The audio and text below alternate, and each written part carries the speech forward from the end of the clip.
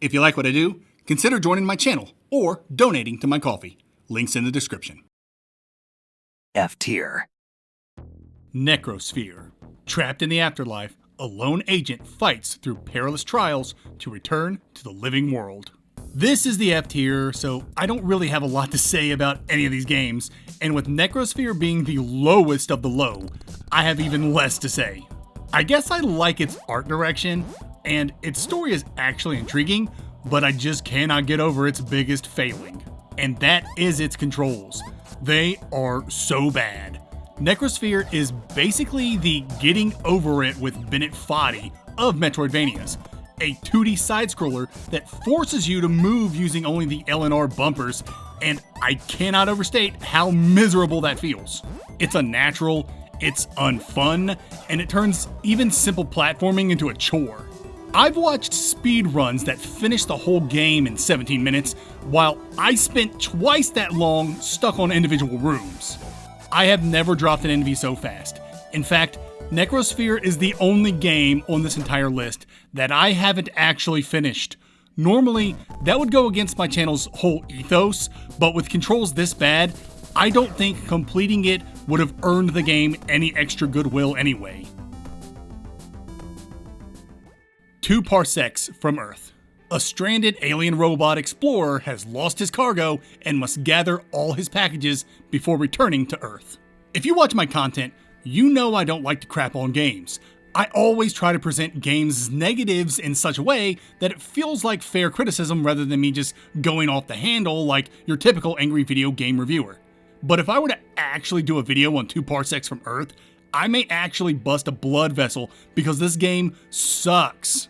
I'm sorry if the devs see this and I hurt their feelings, but I cannot with this game. Its one unique element is how abilities are doled out. You find these machines that give you a choice between 2 abilities, and whatever you choose, you're stuck with for the rest of the game. It's an interesting idea that was pulled off pretty well, all things considered. The level and world design complements whatever choices you make, and this facilitates playing through the game multiple times just to see how you'd approach things if you had chosen the other abilities. But here's the problem. Who would ever want to play this game more than once? The platforming is slippery, the insta-deaths are punishing, the world is boring, the self-deprecating fourth wall-breaking humor does not land, and I just do not like this game. That's my criticism. I just cannot stomach this game. I hate sounding like such a jerk, but 2 Parsecs is a hard pass. Ufouria, the Saga 2. 4 quirky heroes return to a bizarre world where reality twists at every turn. Also, there's lots of recycling. This one hurts. Ufouria the Saga on the NES is legit one of my favorite MVs. To this day, I'll pop it in on a rainy afternoon with a podcast or YouTube video playing in the background. But Ufouria the Saga 2? Man, what a fall from grace. But let's talk about the positives first. The presentation. This game looks incredible. It looks like Yoshi's Epic Yarn, and the music and sound design are such a delight. Some of these tracks and sounds sent me right back to the 90s, man. Now, I'm just gonna combine the game's uniqueness and criticism together because everything Ufouria the Saga 2 does differently or uniquely is for the worst. Case in point, the roguelike structure. The game never resets itself, so you never have to start from the beginning. It's more of a level randomizer. You have like 4 or 5 paths you can take, and these paths randomize with each run. This randomizer kind of sucks because you have to find cans to unlock abilities that can be used to unlock different paths, but there are some times you run a path and repeat levels where you already collected all the cans. The whole thing just feels like a grind, and it hurts my very soul. D tier. Demoniaca, Everlasting Night. You're a human turned demon looking for revenge against the demons who slaughtered her village. And to get that revenge, she has to climb the Tower of Babel. Demoniaca is an unsuccessful mix of Metroidvania and fighting game with controls that just do not work.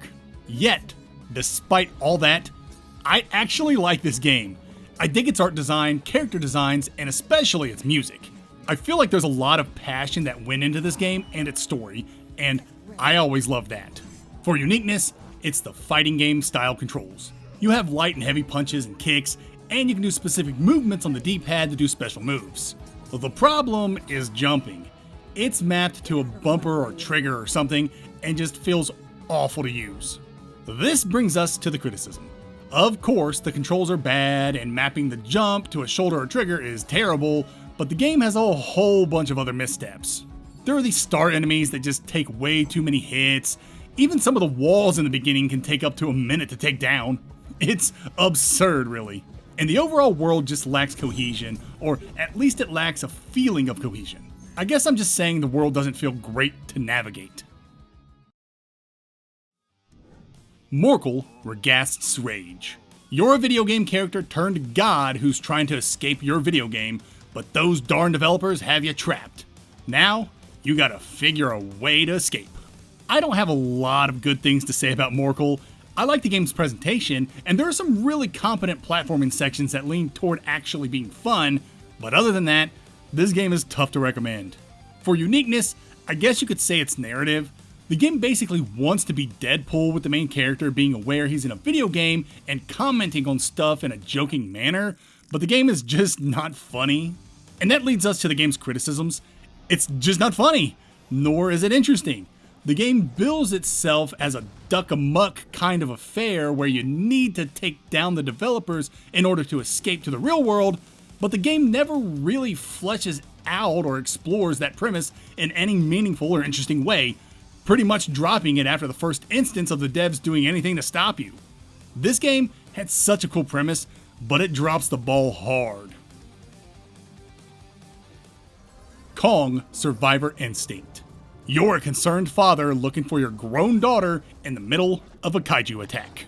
Kong Survivor Instinct isn't a bad game. It's just extremely boring. You play as just some dude trying to save his grown scientist daughter who's caught up in the middle of a kaiju battle. Sounds fun, and it has its moments thanks to the game's great presentation and legitimately fun combat. The issue is that the game controls like a narrative action platform game like Abe's Odyssey and Flashback, and that's just not a great feel for a Metroidvania. I guess the unique thing Kong brings is the puzzle element that summons kaijus to open new areas for you. It's not particularly exciting or innovative, but it is unique. For my criticisms, the game is just boring. The environments are bland, combat is fun at first but gets old, and exploration is very linear and doesn't really reward you if you find stuff off the beaten path. Also, you don't get to play as Kong. Boo. Neanderthallica. You're a caveman with a magical climate-changing tambourine tasked with saving the village chief from aliens, which has your caveman traveling from planet to planet for his rescue mission. Neanderthallica is a puzzle platformer, so that already puts a point against it for me, but it's also a very boring puzzle platformer with average graphics.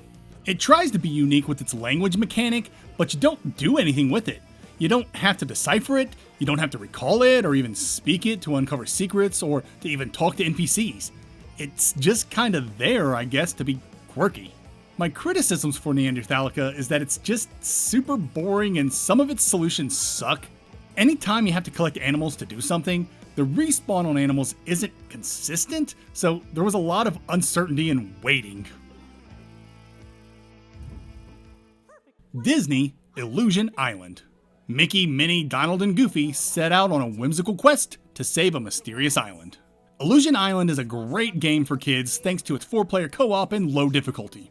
And the game's presentation is fantastic, and its humor spot on. Overall, it's a pretty good game that is just incredibly boring if you're a grown adult male playing by himself. As for uniqueness, it's gotta be the 4-player co-op. And my criticism is that the game is just boring. There's no combat, which isn't always a deal breaker, but when avoidance is the only means of overcoming enemies, it gets really boring really quick. Virtue's Heaven. The world ends tomorrow. Your friends are imprisoned, and those responsible for both have stolen the future. The time for deliberation is over. It is time to be reckless, irresponsible, and beautiful. Virtue's Heaven is actually a really great game in my opinion. The low score on the tier list is really just a reflection of how poor of a Metroidvania it is. As an action game, it's quite fun. Movement is smooth, animations are bouncy and fun to look at, and the combat is punchy and full of explosions. For uniqueness, I'm going to say the game's friend system. I can't remember exactly what it's called, but it works very much like Hollow Knight's charm system. But here's the cool part. Every friend you save gives you 2 abilities, an active and a passive ability. This means that every friend you save gives you passive abilities that stack onto your character without the need to equip them. But if you do equip them, you get their added active ability. I think this system is absolutely genius, and I want every developer to steal it. It makes collecting things even more impactful because even the things you aren't equipping still boost you. It's freaking great. As for my criticism, your character already has all the abilities he needs to overcome everything. There's nothing to unlock. You can save your friends to unlock abilities, but every new biome is locked behind literal locks that need keys. It's cool to have all these abilities out the gate, but it makes for a bland Metroidvania. Castlevania 2: Simon's Quest. Cursed by Dracula's dying touch, Simon Belmont must gather and burn the vampire's remains to break the spell. Not a lot I can say here that you don't already know. Simon's Quest is legendary. It's not exactly a Metroidvania per se, but it contributed so much to the creation of the genre that it'd have felt criminal not to add it. When it comes to uniqueness, for its time, it was doing all kinds of crazy things. An interconnected world, towns with tons of NPCs, leveling, shops, and a day-night cycle. Simon's Quest didn't introduce the world to all of these things, but it did bring them all together to make an unforgettable experience. And then there are the criticisms. You all saw the Angry Video Game Nerds video. A game over deletes all your currency, NPCs talk nonsense thanks to the game's horrible localization, and some of the secrets are so cryptic, you'd have to be insane to have discovered them yourself. Greak: Memories of Azur. Azur is under threat from an enemy who control strange creatures infecting the land. Take on the role of 3 siblings, Greak, Adara, and Raidel, and utilize their unique abilities to escape the invasion together. Greak is a beautiful puzzle platformer in the vein of the Lost Vikings. There are 3 total characters you can control, each with their own abilities, and it's up to you to figure out how to utilize each of the 3 siblings to overcome the game's many environmental puzzles. For uniqueness, I'm going to go with the swapping between 3 characters. We've seen swapping before, but swapping in an MV typically removes the unused character from the game. In Greak, you'll have to use all 3 characters in the same time to solve some of these puzzles. My biggest criticism for Greak is that I just found it slow and boring. The puzzles were pretty easy to solve, typically on sight, but executing the solutions felt like a slog as you had to put each character in their place. I don't know, it could just be a me thing. Grimvalor. The lost kingdom of Valeris has been sealed off and separated from the outside world for generations. Recently, abominations have been crossing the kingdom's borders, and it's up to you to find a way to stop this curse. Grimvalor was originally a mobile game, and it sure looks and feels like a mobile game, but a high-end mobile game. And to be truthful, it's actually pretty fun. Platforming is pretty good, and combat is unexpectedly fun despite being so simplistic. And by simplistic, I mean simplistic in the simplest sense. You literally can just hold the attack button and watch your character unleash their combo. I don't know, it's just a solid action game with Souls-like leveling. When it comes to uniqueness, I can't even think of a unique thing it does. It's just a solid action game through and through. As for my criticisms, as solid of a game as it is, it's just not a great Metroidvania. It's very linear, and I didn't even know I could backtrack until the very end of the game. The game has a level structure instead of an interconnected world, and you can actually warp back to previous levels from the map screen. Maybe I'm dumb, but I'm pretty sure the game just didn't communicate that to me. Regardless, I finished the game without backtracking at all. Scurge Hive. A bounty huntress enters a quarantined research facility overrun by a parasitic alien contagion. Her struggle against relentless infection and hostile creatures becomes a race to survive as she looks for a way to halt the Hive's unstoppable spread. Scurge Hive is a 2025 re-release of a 2006 GBA and DS title. The re-release didn't touch the game in any way, so the overuse of foreground images blocking your view and the insane amount of sound effects going off are still present. It did add a couple of quality of life features, namely the turbo mode and the rewind functions. The latter being super helpful for missed jumps. And considering Scurge is an isometric platformer with a pretty zoomed in camera and a lot of visual noise, missing jumps is par for the course. For uniqueness, I'm going to go with the isometric view and the infection meter. In Scurge, your character Genosa is infected with the Scurge and will succumb to it after a certain amount of time, which results in a game over. But you can reset this timer every time you find a save point. It's a fun twist on the genre that puts pressure on the player at all times and forces you to continue moving. And that's one of my criticisms for the game. This meter and constant pressure is counterintuitive to the MV genre. Don't get me wrong, it's done very well in Scurge, and I've seen MVs use a timer to great effect. Unsighted is a great example, but timers make exploration a chore rather than a luxury, and you can't have that in an MV. Scurge's way around it? It just makes extracurricular exploration non-existent, meaning there's nothing you can collect like items to increase your stats or gear, and that's not very great either. Alice escaped. Two girls find themselves trapped in a twisted wonderland filled with bizarre creatures. What starts out as a mission to find Alice quickly gives way to some pretty heavy world-ending shenanigans. Alice Escaped is a bright, upbeat little adventure that takes a hard right into weird with its unexpected twist. I actually like this game a lot despite my criticisms, which I'll get into soon. This low tier ranking really is because it's just not a very good Metroidvania, but I highly recommend this game. It's pretty clever, even if some story beats are a bit confusing. Of course we've seen it before, but the swapping in this game can be best described as tagging in your partner in Marvel vs. Capcom 2. You know how you can tag your partner in while also proccing their super move? Alice Escaped lets you do that, and it's incredible. The game's other unique element is a spoiler, so I'll pause for a sec just so you can skip if you'd like. So, Alice Escaped is a time loop game. Once you get the White Rabbit's watch, you can restart the game with all the tools, abilities, and knowledge you gained from your previous runs. The objective is to set off a chain of events that'll rescue every girl trapped in this dimension or book or whatever, and many of these events require multiple resets. Now, my criticisms. The time loop mechanic is cool in theory, but in practice, it's kind of a mess, simply because you literally have to redo so many things every time you loop. It's not too bad, as you can probably traverse the entire world in 5 to 10 minutes, but those 5 to 10 minutes add up over multiple restarts. Laika aged through blood. In a post-apocalyptic wasteland, a mother wolf rides through danger to protect her child and her village from the encroaching bird army. Laika's an incredible game that barely registers as a Metroidvania, thus the low tier score. There are only 3 abilities in the entire game. The shotgun you get kinda early that alters your mid-air trajectory and breaks down walls, a grappling hook you get mid-game, and a really cool dash ability you can use in the air that you get right before the game's final biome. And when the game is over 20 hours long, that is a scant amount of abilities. And with this game's control scheme, more traversal abilities would have gone a long way.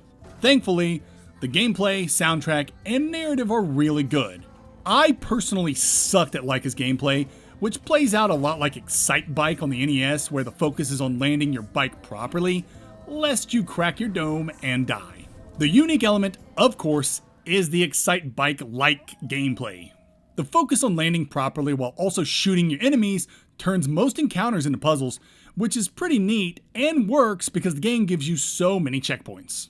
You might think my criticism is the game's controls, but you'd be wrong. The controls were fine, I just sucked. I'm not one to bash a game because I sucked at it. I thought riding around and flipping was a lot of fun when I could actually pull it off. No, my criticism is the severe lack of cool traversal abilities. Although the bike was a lot of fun, it wasn't 20 plus hours worth of fun. Some variety would have been appreciated. Also, the game has corpse running, which I thought was exceptionally cruel considering how difficult I found this game and how often I died. Night Witch. You play as Rain, an eventual night witch in a world where humanity has been driven underground. As a newly inducted Night Witch, Rain must do everything she can to win over the people during a tumultuous time. Night Witch is an interesting game that I'm having trouble figuring out if it's good or not. But I'll save that for the criticism section. What I can say is that it got a low tier ranking because it just doesn't feel like a Metroidvania, thanks in part to all the stuff that it tries to do, not all of it successfully. I guess we can dive right into the unique elements, because if Night Witch is anything, it's unique. First, it's an honest-to-God, shoot-'em-up Metroidvania, the likes we haven't seen since insanely twisted Shadow Planet. But Shadow Planet was less a shoot-'em-up and more a grab things and solve puzzles up, whatever. Night Witch comes with a shoot button and something else that also makes the game unique: a deck of cards. Each card is a spell, and cards are shuffled and dealt randomly, so you never really know what spell you're gonna have. Then the game has a unique mechanic, I think, called Link, where you must do televised press conferences to gain the people's trust and acceptance. The better the link, the more advantages and perks you get. But what makes this system interesting is that it's full of dialogue trees, and each choice affects your link differently, either positively or negatively. You can choose to lie to the people and increase your link more, but this affects how certain NPCs will treat Rain if she chooses to be a liar. I've only played through the game once, and I told the truth. Maybe I should play the game again and see the liar's route. My criticism for the Night Witch is that it just tries too many things and they all don't mix very well. One of the core themes in the game, for whatever reason, is that you find this item to increase either Rain's night side or her witch side. Increasing her night side affects her normal attack, increased bullet damage, firing speed, etc., and increasing her witch side affects her spells, more spell damage, more MP drops, etc. The problem is, and I want to preface this by saying I played the game at launch, so if any of this has been updated since then, I apologize, but the problem is, her night side completely sucks. I leveled it almost exclusively and was still doing trash damage throughout the game against all these tanky enemies. The witch side is where the real DPS comes in, but I hated spells for two reasons. One, the randomness of the decks, and two, how MP was restored. Deck randomness sucked because this game turns into a bullet hell, and making it necessary for me to take my eyes off the action so I can see what spell I have in the chamber is not a good idea for a bullet hell. And MP restoration was limited to enemy drops, and that just sucked so much.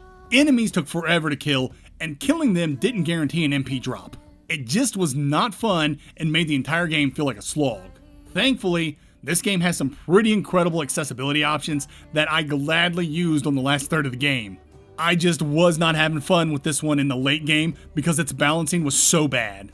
Now, this could be all on me because I made a trash build, but I don't think so. MP should restore automatically over time. That would have made a world of difference. And maybe a slow-mo function as you looked at your deck. I don't know. Lots of things could have improved this game. Iconoclasts.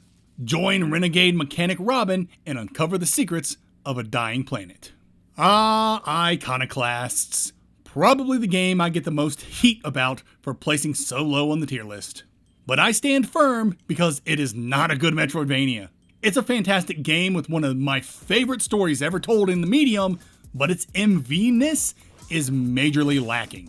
But the game nails it in so many other departments. I love its art direction, its writing, its world building. There is so much to like here.